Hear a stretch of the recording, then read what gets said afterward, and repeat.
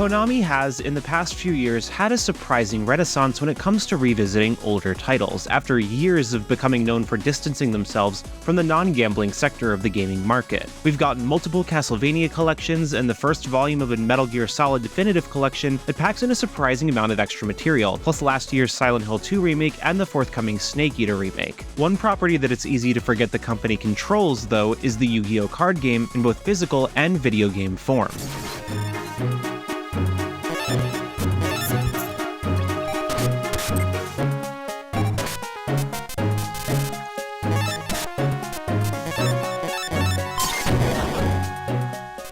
Yu-Gi-Oh! Has gone through a lot of changes in its over 25-year history now, but you might be surprised to learn that the video games actually predate the physical card game, sort of. The Yu-Gi-Oh! Early Days collection gathers up roughly the first 7 years of portable titles in the franchise, but to say these games evolved is something of an understatement. The games collected are the 4 Duel Monsters titles for the Game Boy and Game Boy Color, the 5 roughly annual Game Boy Advance games, the Eternal Duelist's Soul, the Sacred Cards, Reshef of Destruction, Stairway to the Destined Duel, World Championship 2004, and 7 Trials to Glory World Championship 2005, as well as spin-off titles Monster Capsule, Dungeon Dice Monsters, and the Destiny Board Traveler. It's a pretty comprehensive list, though it does notably omit the console titles from the era, none of which use the standard rules, those being Forbidden Memories for the PlayStation, Duelists of the Roses and Capsule Monster Coliseum on PlayStation 2, and the Falsebound Kingdom for the GameCube. The Early Days collection also includes Duel Monsters 6 for the Game Boy Advance, but I'm not really sure why it's present, as it has been left untranslated. I think this is a pretty questionable decision, but there's so much other content that I'm not going to be factoring this into my score, and instead just treating it as a neat extra.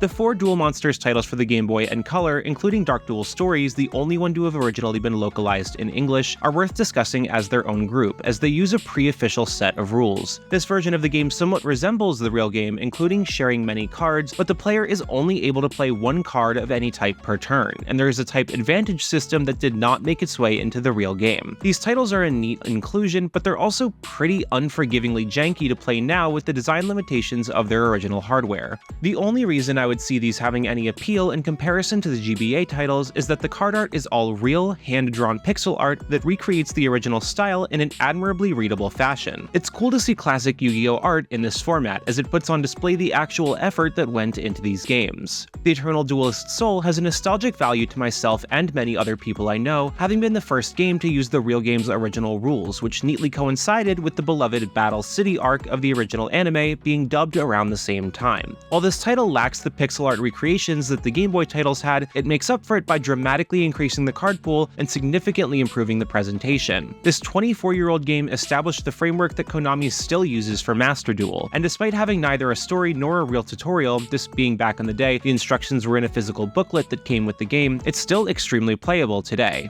The 2 games that follow are a duology that remains fairly polarizing among fans of the classic game. The Sacred Cards and Reshef of Destruction have full-scale story modes, which is cool, but they inexplicably revert to Duel Monsters era rules, which is less so. The Sacred Cards effectively adapts the previously mentioned Battle City story from the anime, but with the player character taking Yugi's place, and Reshef of Destruction is a sequel with similar rules, but which takes place after the anime's 3rd season, also known as the Virtual World arc. If you're looking for a grander experience and are willing to put up with the strange rules, they are significantly more playable than the Color titles, but be prepared for an absolutely legendary difficulty curve in the 2nd title. The last 3 major entries are the annual World Championship Tournament titles. Stairway to the Destined Duel returned things back to the traditional rules with a re-adaptation of Battle City, World Championship 2004 goes back to the format of picking opponents from lists, and 7 Trials to Glory features the final updated set of Yu-Gi-Oh! Cards on the Game Boy Advance, with the series jumping to Nintendo DS and PSP afterward. It is worth noting that while the first 2 of these games use the same play visuals as the Eternal Duelist's Soul, which works very well and looks pretty elegant for the time, 7 Trials to Glory jumps to a whole new playfield, and it looks exceptionally more dated in comparison. It speeds up gameplay slightly, but at the cost of a detailless black and white void instead of an easily read playmat, and I really don't think the trade-off is worth it, particularly not when being played on a larger screen than the original GBA. Going back to the Game Boy, Capsule Monster GB is a tactical strategy game that sees you deploying pieces that gain experience as you move them across the board and use their powers to strike at opponents. I can imagine this being neat at the time, but it's just a bit too simplistic and hard to parse now with the limited amounts of available text and screen real estate, and if these console games ever get the remaster treatment, we'll get a better version of this in and Capsule Monster Coliseum.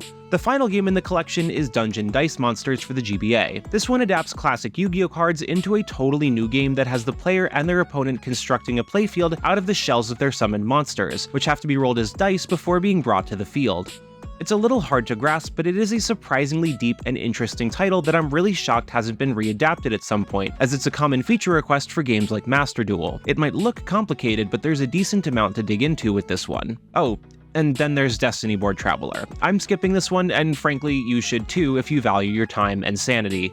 The set also comes at launch with digital art books and game cases, the ability to change between all the international versions of each title, GameShark-esque cheats that can be applied in the launch menu to unlock every card in each game, and the typical fast-forward, rewind, and save state features that tend to come with these retro collections. In terms of game preservation, Yu-Gi-Oh! Early Days Collection is a valuable effort that seeks to accurately re-release a large collection of easily forgotten titles from the dawn of its beloved card game. But in terms of gameplay, unless you're really clamoring for old-school or even pre-release Yu-Gi-Oh!, I can't really say there's a ton on offer that's really worth getting into. The Game Boy Color games really are best treated as a collection of very cool pixel art, most of the GBA games are more or less the same game, and the two that aren't use a completely different rule set. And that's without considering the elephant in the room, which is the frankly absurd $50 price tag being asked for this collection. $50 for 14 games sounds reasonable on paper, but these are mostly not narrative-driven experiences that players would be likely to finish. In fact, I'd guess anyone picking up this collection is only interested in a small handful of the games that they'll be spending most of their time in, and that really needs to be considered. Only one of the games even features online play at launch, and it's one of the Game Boy Color titles that don't use the real game rules. My hope is that following this early days collection, Konami will see fit to release more of the series' stranger entries, and also the excellent Tag Force PSP games, but this particular set feels somewhat redundant when Legacy of the Duelist is available on all the same platforms. It's a nice novelty, but it's not much more than that.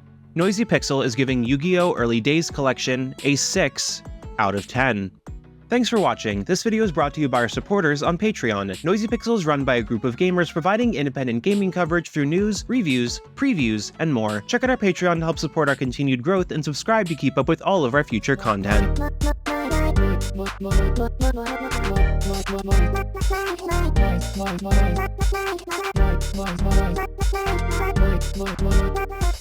Noisy Pixel.